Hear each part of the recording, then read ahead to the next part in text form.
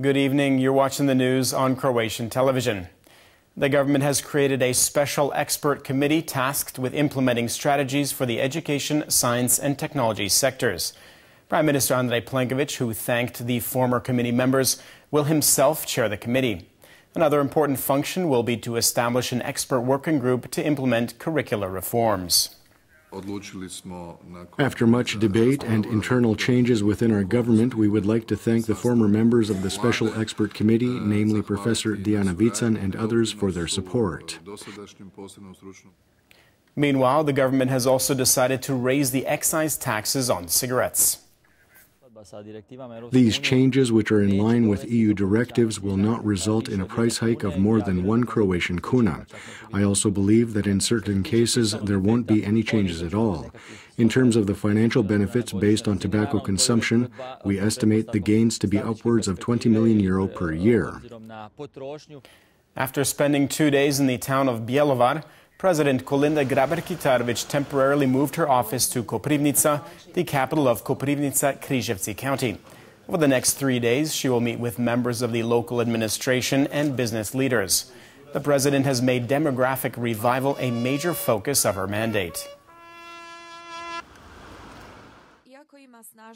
Despite having strong companies and great economic potential, this county is unfortunately recording negative demographic trends. According to last year's statistics, 900 people moved away. On the face of it, this number may not seem very high, but the negative impact on the area's population is significant because we are mainly talking about young people and entire families. Lawmakers discussed a government proposal to raise the minimum wage by 5% as of January 1st. The boost of just under €18 per month will affect 76,000 workers and bring the minimum wage up to 43% of the average pre-tax salary. They also suggest that overtime and work on Sundays and holidays be calculated separately. However, opposition MPs criticized the measures, saying they didn't go far enough. The fact that there are no ministers present today in Parliament proves that they don't care one iota about workers who make less than €360 per month. These people can barely afford hot meals for their children, and they are often forced to go to bed hungry themselves in order to feed their children. Yes, I know many colleagues and friends who live off of less than €360 per month. I'm very aware of how difficult it is to live off such a wage and how much of a struggle it is to survive.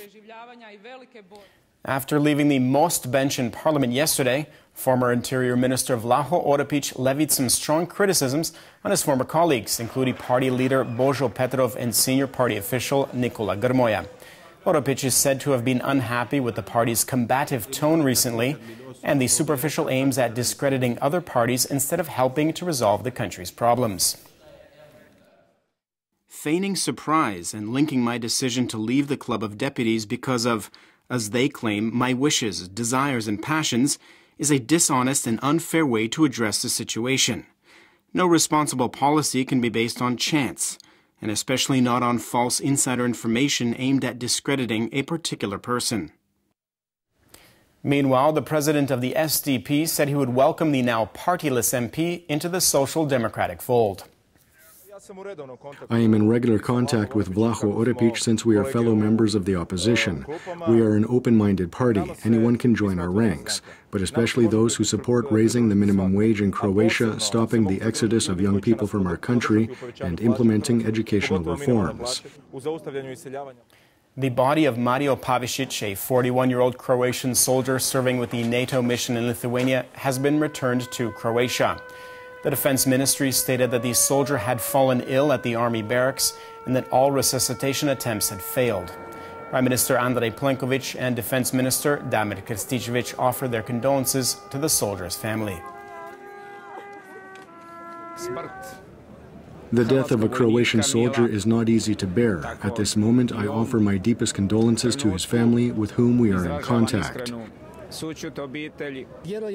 His death was most likely natural. An autopsy will be conducted according to Croatian protocol and procedure.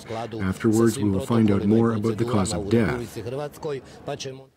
Criminal charges have been filed against 6 people for the devastating rocket attack on the Croatian government buildings in Zagreb more than 26 years ago that left 1 person dead and 4 injured.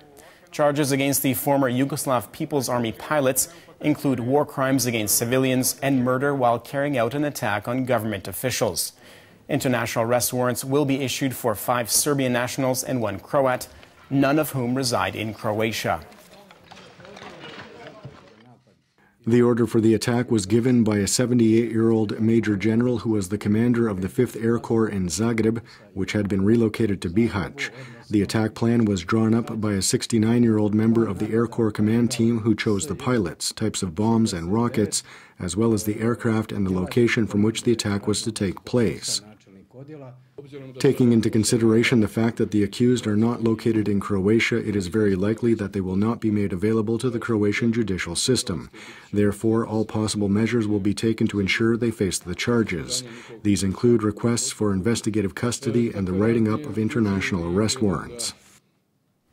Taking a quick look at sports in the quarterfinal game of the Croatian Football Cup, Rijeka beat Inter 2-1 this afternoon. The defending league champs now join Dinamo, Hajduk and Lokomotiva in the semi-finals. In tennis, Croatia's top-ranked player Marin Cilic confirmed today that he was parting ways with Swedish coach Jonas Bjorkman. Cilic enjoyed a successful season overall, reaching the Wimbledon finals and the ATP finals in London, as well as the number 4 ranking in the world. Cilic said he would be naming a new head coach very shortly. Ivan Sinkuš is with me and we are working well together in preparation for the upcoming season. I haven't named anyone else so far, but I'm putting a lot of thought into it. I'm sure my team would appreciate the addition of another big name, someone with lots of experience and who had a high ranking on the tour. I want someone who will teach me some new things and push my game to the next level.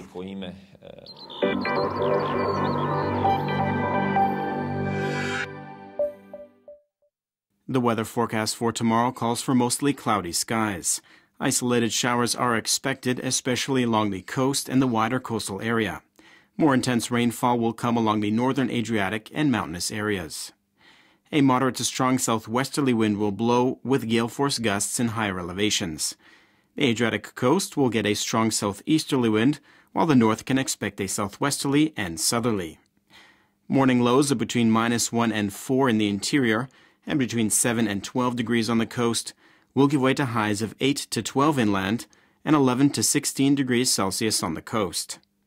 Southeasterly winds will continue to bring rain on Friday, as more intense storms are in the forecast for western regions of the continent. Light snow is expected from Friday night into Saturday in higher elevations. Saturday and onwards looks to be sunny, mostly dry, and much cooler. The Adriatic coast will see partly to mostly cloudy skies with isolated showers on Friday. A strong to gale force southeasterly wind will prevail. Rains should die down on Saturday, ushering in clear skies. A weak to moderate northeasterly and northwesterly will cool temperatures along the coast significantly.